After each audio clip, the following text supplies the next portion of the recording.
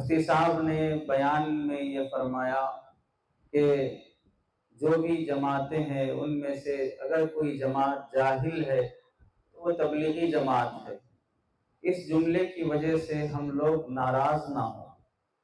جاہل ہونے کا مطلب یہ نہیں ہے کہ آپ ایجوکیٹڈ نہیں ہیں، 10 پاس نہیں ہیں، آپ کے پاس ڈگری نہیں ہے، آپ کو نالج نہیں ہے، آپ انجینئر نہیں ہیں، یہ مطلب نہیں ہے۔ دنیاوی لحاظ سے آپ بہت کوالیفائڈ ہیں، پڑھے لکھے ہیں، جماعت جاہلوں کی نہیں ہے۔ مسئلہ بتانا یہ ہے، ہم چونکہ دعوت و تبلیغ کی برکت سے دیندار شمار ہوتے ہیں، ہمارے چہرے مہرے سے ایسے لگتے ہیں کہ کوئی مفتی صاحب ہے، داڑھی ماشاءاللہ بہترین، ٹوپی بہترین، کرتا جبہ پیجامہ بہترین، اور بہت سے پگڑی بھی باندھتے ہیں، تو بعض مرتبہ ایسا لگتا ہے کہ کسی مدرسے کے شیخ الحدیث ہیں اور کسی بہت بڑے ادارے کے مفتی صاحب ہیں، دیکھنے میں ایسے لگتے ہیں۔ اور جب ان کا قرآن سنا جائے تو پھر پتہ چلتا ہے جیسے عام طور سے بولا جاتا ہے، پیٹ کاٹے تو الف بھی نہیں آتا، ویسا لگتا ہے۔ تو اس لیے کہنا یہ ہے کہ جو ہم اوپر سے دعوت و تبلیغ کی برکت سے دیندار دکھ رہے ہیں، اندر سے قرآن سے بھی ویسا تعلق رہے، قرآن بھی ویسا شوق سے پڑھنے کی کوشش کریں۔ بس یہ بتانا مقصد ہے۔ جاہل بولنے سے، لفظ کی شدت کی وجہ سے ناراض ہونے کے بجائے ہم قرآن سے سچا تعلق پیدا کریں، اس کی ترغیب دینا مقصود ہے۔ ورنہ جب بھی علماء کوئی ترغیب یا کوئی کمی جو ہم میں ہے اسے پورا کرنے کی بات کرتے ہیں، عام طور سے ہم جیسے نالائق اور ناقص ذہن کے لوگ یہ سمجھ جاتے ہیں کہ یہ علماء دعوت و تبلیغ کے مخالف ہیں۔ یعنی جب بھی ہمیں کوئی نصیحت کرے تو فوراً ذہن میں آ جاتا ہے کہ یہ مخالف ہیں۔ مطلب یہ ہے کہ ہم یہ سمجھتے ہیں کہ ہم نصیحت سے آزاد ہیں اور بے نیاز ہیں، کوئی ہماری کمی اور ہمیں نصیحت نہیں کر سکتا۔ دراصل یہ اندر کا تکبر ہے جو ہمیں حق بات تسلیم کرنے نہیں دیتا ہے۔ بس اتنا ہی بتانا مقصود ہے۔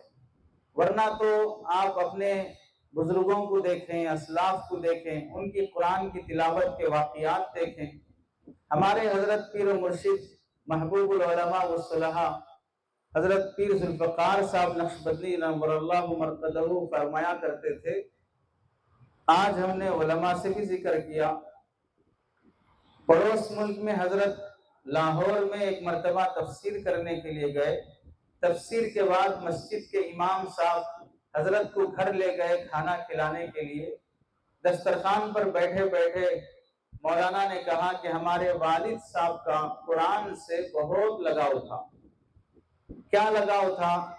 کہ میرے والد صاحب کو کسی نے یہ نصیحت کی کہ آپ روزانہ ایک قرآن مجید مکمل پڑھیں اور 2 سال تک پڑھیں تو آپ اس قرآن کی برکت اپنی نسل میں دیکھیں گے۔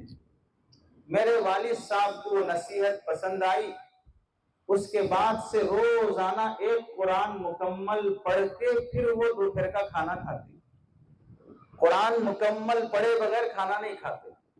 اس طرح 2 سال کنٹینیو وہ قرآن، روز ایک قرآن پڑھتے۔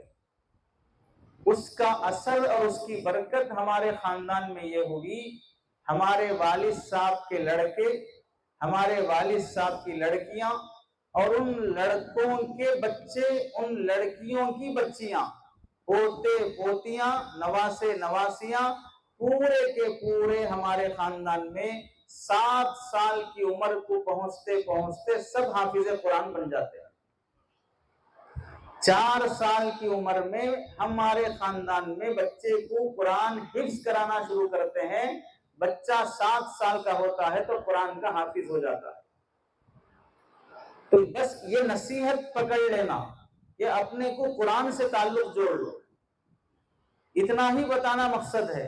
چونکہ ہم بھی دیکھتے ہیں کہ اگر مسجدوں میں دینی تعلیم کی کتاب ہو تو دیندار کہلانے والے بڑے اہتمام سے بیٹھتے ہیں، ناغہ ہو جانے پر افسوس کرتے ہیں۔ درس قرآن کتنی مسجدوں میں چل رہا ہے، شہر کی کتنی مسجدوں میں، گاؤں کی کس مسجد میں قرآن سمجھنے سمجھانے کی کوششیں چل رہی ہیں۔ کیا دینداروں کو نہیں معلوم قرآن سمجھنے کی اہمیت؟ کیا شرم نہیں آتی کہ میں مرنے سے پہلے اللہ کا کلام سمجھے بغیر مر رہا ہوں؟ کیا کبھی احساس نہیں ہوتا کہ سورہ یاسین میں اللہ کیا کہتے ہیں مجھے آج تک پتہ نہیں ہے؟ احساس نہیں ہوتا کہ سورہ کہف میں اللہ کیا کہتے ہیں مجھے آج تک پتہ نہیں ہے؟ میری داڑھی، میرا کرتا، میری ٹوپی، میری نماز، میرے پیشانی کے گٹے مجھے قرآن سے محروم کرنے کے لیے ہیں، قرآن سمجھنے سے محروم کرنے کے لیے ہیں۔ تو قرآن سمجھنا، قرآن صحیح پڑھنا، ہمارے 6 صفات میں تو بنیادی صفت نماز ہے۔ آپ بتائیں نماز میں ہم کیا پڑھتے ہیں؟ قرآن مجید ہی پڑھتے ہیں۔ اگر قرآن مجید نماز میں صحیح تجوید سے نہیں پڑھا گیا تو کیا وہ نماز درست ہوگی؟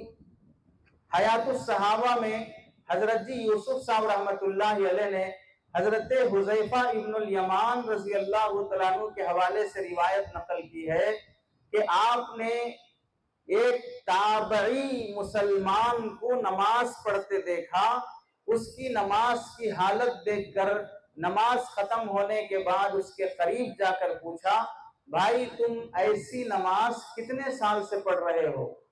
تو وہ کہنے لگے 40 سال سے ایسی ہی نماز پڑھ رہا ہوں۔ وہ حضرت حذیفہ ابن الیمان فرمانے لگے اگر تم ایسی ہی نماز پڑھتے پڑھتے مر گئے، خدا کی بارگاہ میں کل قیامت کے دن تم بے نمازیوں میں اٹھائے جاؤ گے، بے نمازیوں میں اٹھائے جاؤ گے۔ تمہاری نماز میں نہ قرات صحیح ہے، نہ رکوع صحیح ہے، نہ سجدہ صحیح ہے، کیا خاک تم نماز پڑھ رہے ہو؟ یہ کون؟ صحابی تابعی کو بول رہے ہیں۔ تو آج 1400 سال گزرنے کے بعد ہماری نمازوں کا کیا حال ہوگا؟ قرآن تو نماز کا اہم رکن ہے، اس کے بغیر نماز ہی نہیں ہوتی ہے۔ تو قرآن پڑھنے، صحیح تجوید سے پڑھنے کی اہمیت اور قرآن سمجھنے کی اہمیت، اس کی ترغیب دلانا مقصود ہے۔ ورنہ ہم لوگ کتنی بار ہمیں بتایا نہیں جاتا، اللہ کے راستے میں نکلنے کے بعد، قرآن کے حلقے ختم ہونے کے بعد کیا بولتے ہیں، یہاں ہم نے جو سیکھنا تھا 10 سوروں کی جو مشق ہونی تھی وہ ہو گئی، اب ہم اپنے علاقے واپس جانے کے بعد اپنے علماء سے تعلق رکھے مزید قرآن مجید تجوید سے سیکھنے کی کوشش کرنا چاہیے۔ یہ ہماری ذمہ داریوں کا حصہ ہے، یہ ہمارے بزرگوں کی نصیحت ہے، لیکن افسوس یہ ہے کہ ہم اس نصیحت پر جیسے عمل کرنا ہے ویسے نہیں کرنے کی وجہ سے قرآن سیکھنا ہماری زندگی کا حصہ نہیں بنا، قرآن سمجھنا ہماری زندگی کا حصہ نہیں بنا۔ باہر والے ہمیں بولنا تو دور کی بات، ہم اپنے بزرگوں کی نصیحت پر بھی کما حق و عمل نہیں کر پا رہے ہیں۔ اس واسطے قرآن سمجھنے اور قرآن صحیح تجوید سے پڑھنے کی کوشش کریں۔ اتنی ہی بات بتانا مقصد ہے، کسی بھی دینی جماعت کی مخالفت کوئی عالم دین نہیں کرتا ہے۔ یہ غلط فہمی ہے، جب بھی نصیحت کی جائے تو یہ سمجھ جانا کہ یہ مخالف ہیں، یہ سب کے سامنے کیسے بول دیتے ہیں۔ اسے ہم سمجھیں، آپ کو اگر 10 سورے آتے ہیں تو آپ دوسرے کو کتنا سکھائیں گے؟ 10 سورے ہی سکھائیں گے۔ اگر مجھے پورا قرآن آتا ہے، میں اگر کسی کو سکھانا چاہوں گا کتنا سکھا سکتا ہوں؟ پورا قرآن سکھا سکتا ہوں۔ جس کو جتنا دین اس کے پاس ہے وہ اتنا ہی دین دوسرے کو پہنچا رہا ہے اور اسی کا وہ مکلف ہے۔ علماء کے پاس چونکہ پورا دین ان کو معلوم ہے اور پورا دین امت تک پہنچانا ان کی ذمہ داری ہے۔ اب میں اپنے کانسیپٹ سے سوچ رہا ہوں یہ بات تو نہیں بولنا چاہیے، وہ بات تو نہیں بولنا چاہیے، وہ بات آپ کو نہیں بولنا چاہیے چونکہ آپ اس کے لائق نہیں ہیں، آپ کو اس کا علم نہیں ہے۔ جو 8 سال 10 سال 12 سال پڑھے ہیں ان کو اللہ نے وہ اتھارٹی، وہ سند دی ہے، وہ ڈگری دی ہے، اس لیے وہ بول سکتا ہے۔ آپ کے سر میں درد ہو گیا، پیٹ میں درد ہو گیا، نزلہ زکام ہو گیا تو آپ کی امی سردی ہو جانے، گلے میں تکلیف ہو جانے پر دودھ میں ہلدی ڈال کے دے سکتی، گلے کا آپریشن تو نہیں کر سکتی نا۔ اماں گلے کا آپریشن کرنے واسطے چاقو گلے میں ٹھوس دے تو پھر کیا ہوگا؟ ماں کا کام اتنا ہی ہے کہ دودھ میں ہلدی ڈال کر دے۔ ڈاکٹر کا کام یہ ہے کہ وہ اینٹی بائیوٹک بھی دے، وہ گرگرا کرنے کے واسطے لوشن بھی دے، وہ سارا اس کا کام ہے چونکہ وہ پڑھ کر وہ ڈگری حاصل کیا ہے۔ ایسے ہی یہاں پر جتنا نالج کسی دیندار کو ہوتا ہے وہ اتنا ہی دوسروں کو بتا سکتا ہے، اور علماء کے پاس چونکہ پوری ڈگری موجود ہے وہ خیر خواہی کے طور پہ بتاتے ہیں کہ ہمارا دیندار طبقہ بھی ویسے۔ یہ بھی یاد رکھیں قرآن سیکھنا سمجھنا صرف دعوت و تبلیغ کے ساتھیوں کی ذمہ داری نہیں ہے، ہر مسلمان کی ذمہ داری ہے، سب کا فریضہ ہے، کوئی اس سے مستثنا نہیں ہے، چاہے وہ دیندار کہلائے، دنیا دار کہلائے، نمازی ہو، بے نمازی ہو، داڑھی والا ہو، نہیں ہو، ٹوپی والا ہو، نہیں ہو، سب کو قرآن مجید پڑھنا اور صحیح سیکھنا چاہیے۔ لیکن جو دیندار دکھتے ہیں ان کی زیادہ ذمہ داری ہے کہ وہ صحیح دینداری اپنے اندر پیدا کرنے کی کوشش کریں، اس لیے یہ نصیحت کی جاتی ہے۔